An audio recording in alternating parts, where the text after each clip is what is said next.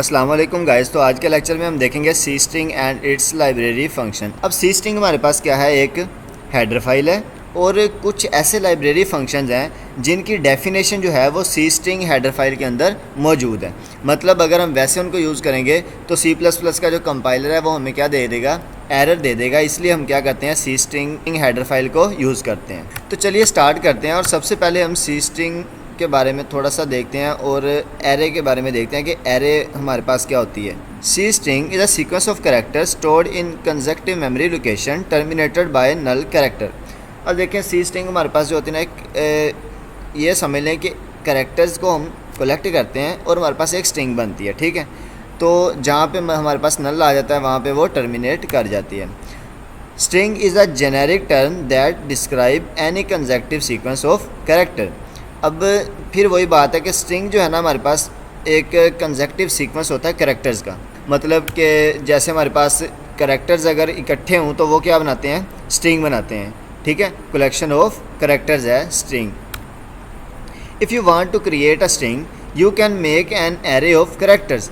अब सिंपल हमारे पास है कि अगर आपने एक स्ट्रिंग बनानी है ना, तो आप स्ट्रिंग बना लें या फिर आप जो है ना एरे ऑफ कैरेक्टर्स बना लें, बात हमारे पास एक ही है।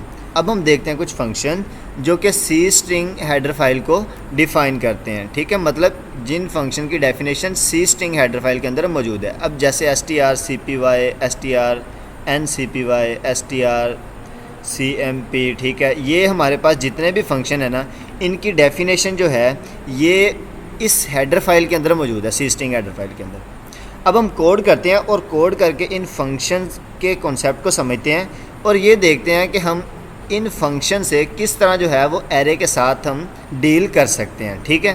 तो चलिए स्टार्ट करते हैं कोड। तो गाइस, मैंने सिंपल कोड को लिख लिया है और जो है अब हम स्टार्ट करते हैं अपना कोड करना। हम क्या करते हैं, कैरेक्टर ऑफ एरे बनाते हैं। अब हमने पढ़ा था कि कैरेक्टर ऑफ एरे जो हमारे पास है ये क्या होती हैं, स्ट्रिंग ही होती है। अब मैं क्या करता हूँ, मैं सीधा एरे ही बना लेता हूँ कैरेक्टर्स की, ठीक है। तो मतलब मैं कहता हूँ कि हमारे पास यहाँ पे ना स्ट्रिंग ही मैं लिख लेता हूँ। स्ट्रिंग हमारे पास ये 1 हो गई और इस पे मैं दे देता हूँ 10 एलिमेंट्स, ठीक है। और अब मैंने साइज़ आप ऊपर डिफ़ाइन भी कर सकते हैं कांस्टेंट में, ठीक है, इसका कोई इशू नहीं है। और अब अभी वो मैंने डिफ़ाइन नहीं किया, तो इसकी मतलब एक रीज़न है, हमने एक फ़ंक्शन पढ़ना है कि जिसमें ना वो अभी हम साइज़ ना ही दें तो बेहतर रहेगा, ठीक है। तो अब मैं क्या करता हूँ, मैंने इसमें दे देता हूँ कोई भी रैंडम वैल्यू दे देते हैं। जैसे मैं कह देता हूँ हेलो, और यहाँ पे मैंने हेलो कह दिया और एक मैं स्पेस भी लगा देता हूँ, ठीक है। और जो है ना, मैं दूसरी एक स्ट्रिंग बनाता हूँ, string 2, और इसको जो है ना हम 20 वैल्यू दे देते हैं और उसके बाद जो है ना इसके अंदर स्टोर करवा देते हैं वर्ड, और इसको भी सेमीकोलन से क्लोज़ कर देते हैं। अब देखें, अब जो है ना हमारे पास, मैं ना सबसे पहले क्या करता हूँ, मैंने इनको प्रिंट करवाता हूँ। मैं सबसे पहले करवाऊँगा string 1 को, और उसके बाद जो है ना string 2 को प्रिंट करवाएंगे। तो मैं इसको ही कॉपी कर लेता हूँ और जो है हम नीचे पेस्ट कर देते हैं। और यहाँ पे मैं क्या करता हूँ, मैं string 2 को जो है ना वो करवाता हूँ। अब देखें, यहाँ पे मैंने string 1 और string 2 को प्रिंट करवाऊँगा तो मुझे एक में हेलो मिलेगा और एक में वर्ड मिल जाएगा। तो इसमें ये अंडरस्टूड सी बात है, ठीक है। अब मैं क्या करता हूँ, मैं ना वो फंक्शन यूज़ करता हूँ जो हमने अभी पढ़े थे, तो उनको यूज़ करके जो है ना हम कॉन्सेप्ट्स को अपने क्लियर करते हैं। अब देखें, सबसे पहले ना मैं यूज़ करता हूँ str_cpy। तो अब ये हमारे पास हो गया। अब ये फंक्शन करता क्या है, बेसिकली आपने इस कॉन्सेप्ट को अंडरस्टैंड करना है, ठीक है।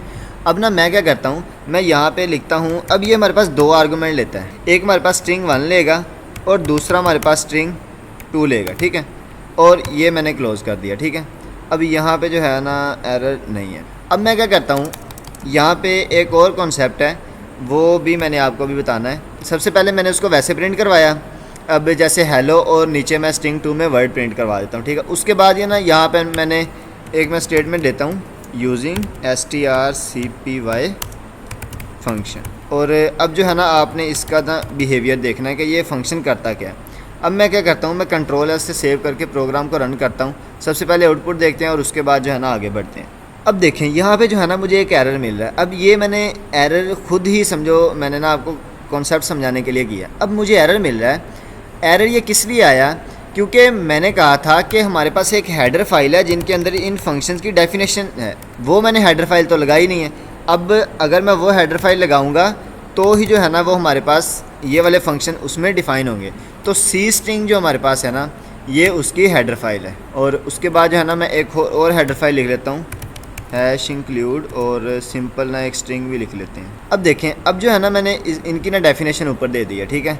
अब मैं कंट्रोल एस से सेव कर लेता हूँ और अब जो है ना मैं प्रोग्राम को दोबारा से रन करता हूँ। अब देखें बेसिकली हुआ क्या, जो strcpy है ना, cpy का मतलब है कॉपी, strcpy का मतलब ये है कि जो हमारे पास फर्स्ट स्ट्रिंग है ना, स्ट्रिंग 1 और स्ट्रिंग 2। अब जब मैंने पहले प्रिंट करवाया ना स्ट्रिंग 1 को तो हेलो आ गया, जब मैंने फिर स्ट्रिंग 2 को प्रिंट करवाया तो वर्ड आ गया हमारे पास।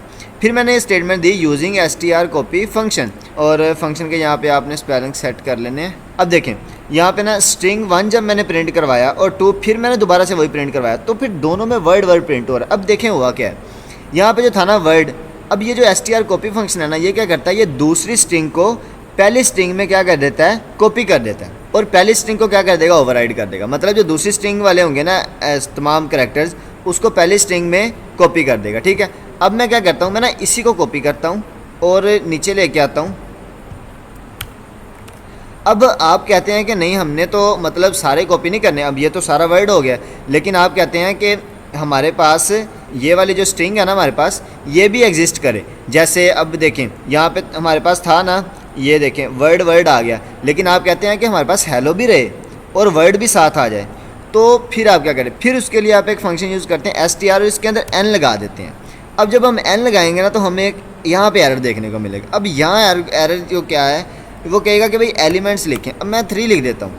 अब देखें ये जो है ना n हमारे पास क्या था, थर्ड आर्गूमेंट क्या था। अब एरर हमारे पास ख़त्म हो गया। अब इस कॉन्सेप्ट को और ये मैं कर देता हूँ strn फंक्शन। अब देखें यहाँ पे ये होगा कि ये वाला जो है इसमें कॉपी नहीं होगा, बल्कि जो हमारे पास स्ट्रिंग 1 है ना वो एग्जिस्ट करेगी, उसके बाद स्ट्रिंग 2 आ जाएगी।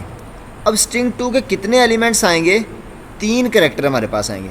अगर मैं यहाँ पे 10 लिख देता हूँ तो 10 आ जाएंगे। अब 10 का मतलब ये नहीं कि 10 ही आ जाएंगे। अब अगर हमारे पास इधर 4 कैरेक्टर है ना तो 4 आ जाएंगे, बेशक हम इधर 50 लिख दें, 100 लिख दें, कोई इशू नहीं है। और अब मैं क्या करता हूँ, मैं ना प्रोग्राम को दोबारा से रन करता हूँ। अच्छा, तो यहाँ पर देखें इसने क्या किया, इसने सिंपल वही काम किया है कि जो मतलब कि हम ना strcpy के लिए करते रहे। तो बेसिकली ये जो है ना ये किस लिए यूज़ होता है, ये हमारे इसलिए यूज़ होता है कि मिसाल के तौर पे एक हमारे पास एम्प्टी अगर एरे है ना, कैरेक्टर ऑफ एरे है, तो उसमें हमने कोई वैल्यू स्टोर करवानी हो तो ये उस लिए यूज़ होता है। और कितने हमने इंटीजर स्टोर करवाने हैं तो ये जो चीज़ है ना उसके लिए यूज़ होती है, ठीक है। अब मैं क्या करता हूँ, मैं ना इसको ना strn और यहाँ पर मैं कर देता हूँ जो मैंने कॉन्सेप्ट आपको बताया था ना, उसके लिए जो हमारे पास यूज़ होगा वो strn कैट होगा, ठीक है। अब कैट क्या करेगा, जो मैंने आपको बताया था कि इस स्ट्रिंग को तो एग्जिस्ट रहने देगा, ठीक है, लेकिन इस स्ट्रिंग के एलिमेंट इसके आगे लगा देगा अगर इसका साइज़ हुआ तो। अगर इसमें स्पेस ना हुई तो वो हमें एरर दे देगा। और जितने एलिमेंट हमने इसके साथ अटैच करवाने होंगे ना वो आ जाएंगे। मैं प्रोग्राम को रन करता हूँ और रन करने के बाद जो है ना इस लॉजिक को आप समझ जाएंगे। अब देखें हमारे पास ना ये आउटपुट क्या आई है। अब देखिए ये वाला जो है ना ये वाली स्ट्रिंग इसने सारी कॉपी कर दी इसमें, और उसके बाद जितने कैरेक्टर इसके चाहिए थे उसके साथ लगा दिए हैं, ठीक है। ये देखें हमारे पास, तो मतलब ये इस तरह की आपको आउटपुट आ सकती है। पहले में जो है ना हेलो वर्ड आ रहा है, उसके बाद वर्ड और तीसरे में ये वाला आ रहा है। अब देखिए हमारे पास एक फंक्शन होता है हमारे पास strn और cmp, ठीक है। तो cmp किस लिए होता है, उसको कंपेयर करने के लिए। अब मैं क्या करता हूँ, मैंने यहाँ पे अब देखें strn cmp हमारे लिए किस लिए यूज़ होता है, ठीक है। ये आप इस कॉन्सेप्ट को समझें। हमारे पास होते हैं 2 एरे, ठीक है। ये क्या करता है, एरे के साइज़ को देखता है। इसने ये नहीं देखना कि मतलब एरे के अंदर कैरेक्टर्स कितने हैं, ये एरे के साइज़ को देखेगा, ठीक है। साइज़ को देख के हम एस्टिमेट लगाएंगे कि आया कि दोनों एरेज इक्वल हैं या नहीं इक्वल। तो अब देखिए अब मैं यहाँ पर क्या करता हूँ, मैं ना यहाँ पर एक कंडीशन लगाता हूँ। मैं कहता हूँ strn cmp, मतलब कि हमने 2 एरेज को क्या करना है, कंपेयर करना है। स्ट्रिंग 1, ठीक है, स्ट्रिंग एरे जो मैं कह रहा हूँ ना इसका मतलब कि हमारे पास स्ट्रिंग ही है, ठीक है। और मैं करता हूँ स्ट्रिंग 2 और यहाँ पे मैं स्ट्रिंग 2 लिख देता हूँ। और उसके बाद जो है ना मैं क्या करता हूँ, मैं लगाता हूँ कि अगर ये इक्वल हैं किसके, 0 के, मतलब कि ये दोनों आपस में इक्वल, मतलब ये जो है ना ये नल कैरेक्टर के इक्वल हम रखते हैं इसको। तो यहाँ पे हमें एक एरर देखने को मिल रहा है। तो यहाँ पे जो है ना n हम नहीं रखते, क्योंकि ये जो है ना फिर वो कैरेक्टर के नंबर को वो देखेगा कि उसके डिजिट्स को भी देखेगा, ठीक है। अभी हम जो है ना सिर्फ उसका साइज़ देखेंगे और साइज़ को देख के हम जो है ना बता देंगे कि मतलब ये एरेज इक्वल हैं या नहीं है, ठीक है। अब अगर तो ये हमारे पास 0 के इक्वल आते हैं, ठीक है, दोनों स्ट्रिंग्स, तो अब ये इसने खुद ही देखना होता है कि आया कि 0 के इक्वल आ रही हैं या नहीं आ रही। अब ये फंक्शनैलिटी है इसकी, तो ये हमारे पास क्या करेगा, स्ट्रिंग्स आर इक्वल, और एंटर लगा देता हूँ मैं यहाँ पे, और एल्स में हमारे पास क्या कहेगा, नॉट इक्वल। अब देखें, अब जो है ना मैं प्रोग्राम को रन करता हूँ और उसके बाद जो है ना हम रिवाइज़ कर लेंगे एक दफ़ा। अब देखिए यहाँ पे जो है ना इसने क्या हमें कहा है कि इसने चेक किया है और ये हमें बता रहा है कि नॉट इक्वल, ठीक है। अगर मैं इनका साइज़ बराबर कर देता हूँ ना, मतलब मैं यहाँ पे भी 10 कर दूँगा और यहाँ पे भी 10 कर दूँगा, ठीक है, तो फिर ये हमें इक्वल बताएगा। अब जो है ना, अब कॉन्सेप्ट को आप समझे, मैं ना एक दफ़ा दोबारा से रिपीट कर देता हूँ। सबसे पहले हमने क्या किया, हमने 2 कैरेक्टर की एरेज बनाई और उनके अंदर हमने कुछ डाटा स्टोर करवा दिया, उसका हमने कुछ साइज़ दे दिया, ठीक है। फिर मैंने उनको प्रिंट करवा दिया। फिर मैंने एक str कॉपी फंक्शन यूज़ किया। कॉपी फंक्शन क्या करेगा कि जितने इसके एलिमेंट हैं वो सारे के सारे इसके अंदर कॉपी कर देगा।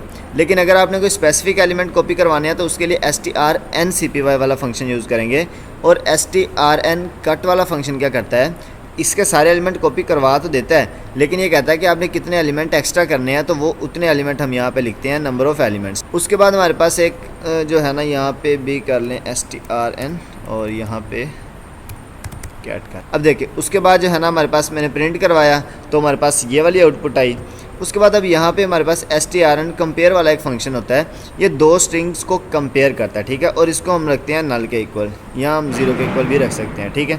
अब इसमें क्या होता है कि अगर तो मतलब कि एरेज का साइज़ देखता है, ये एलिमेंट नहीं देखता कि उसके अंदर कितने एलिमेंट्स हैं, ये एरे का साइज़ देखता है।